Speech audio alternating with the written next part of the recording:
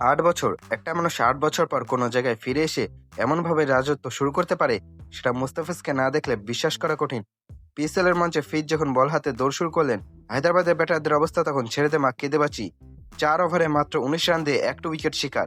এ তো নিছক বোলিং নয়, এর জন্য ব্যাটারদের সাথে ফিজের শুদ্ধ রসিকতা। অথচ এই হীরাকে চিনতে ভুল করলো কলকাতা নাইট রাইডার্স। আজ আমরা আলোচনা করব কেন কেকেআর মুস্তাফিজকে ছেড়ে দিয়ে নিজেদের পায়ে কুড়াল মারল, এবং কেন ফিজের দাম পিএসএল আরো আকাশচুম্বী হওয়া উচিত ছিল। পিএসএল মানে যেখানে বাউন্ডারি বন্যা, সেখানে ফিজ এলেন এক পশলা বৃষ্টির মতো। ব্যাটসম্যানদের রানের খরা লাগিয়ে দিলেন। 8 বছর পর পাকিস্তানের মাটিতে পা রেখে নিজের জাত চেনালেন। প্রথম 2 ওভারের স্পেলটা খেয়াল করেছেন, মাত্র 9 রান, মনে হচ্ছিল যেন নেটে প্র্যাকটিস করাচ্ছেন। পাকিস্তানি ব্যাটাররা যখন ফিজের কাটার পড়ার চেষ্টা করছিল, বল তখন স্টাম্পের পাশ দিয়ে টাটা বাই বাই করে চলে যাচ্ছে।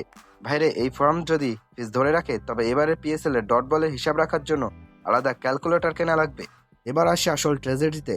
কলকাতা নাইট রাইডার্স বা কেকেআর তারা এবার মুস্তাফিজকে রিলিজ করে দিল।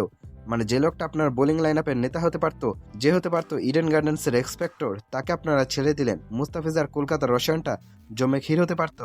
কিন্তু কেকেআর ম্যানেজমেন্ট হয়তো ভেবেছে পূর্ণ চালে ভাত বাড়ে না, কিন্তু তারা ভুলে গেছে ফিজ হচ্ছে সেই বাসমতি চাল যার সুবাস যতদিন যায় তত বাড়ে। এখন আইপিএল এর নিলামে যদি ফিজ অন্য দলে গিয়ে কেকেআর এই মিডল অর্ডার ধসিয়ে দেয়, তবে শাহরুখ খানের সেই বিখ্যাত ডায়লগটা গাইতে হবে, হার কে জিতনে ওয়ালে কা বাজিগার कहते हैं। কিন্তু কেকার তো হেরে গিয়েও বাজিগর হতে পারলো না। একটা মজার ব্যাপার খেয়াল করছেন, ফিজ যেই লেভেলের ফর্মে আছে, পিএসএল এ তার যে দাম ধরাইছে সেটা কি আসলেই যথেষ্ট?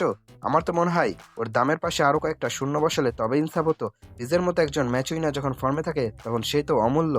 একদিকে মুস্তাফিজ যেমন অর্থনৈতিকভাবে কিছুটা কম মূল্যায়ন পেলেন, অন্যদিকে কেকারও একটা জেনুইন ম্যাচ উইনার হারিয়ে বড়সড় লস খাইলো।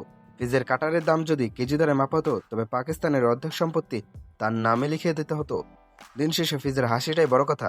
সে কলকাতাতে খেলুক আর পিএসএল এ লাহোরের হয়ে, তার হাতের জাদুতে আমরা মুগ্ধ হতে চাই। কিকার হয়তো এখন চুল ছিঁড়ছে, কিন্তু বাংলাদেশের ভক্তদের কাছে ফিজ সবসময় অমূল্য।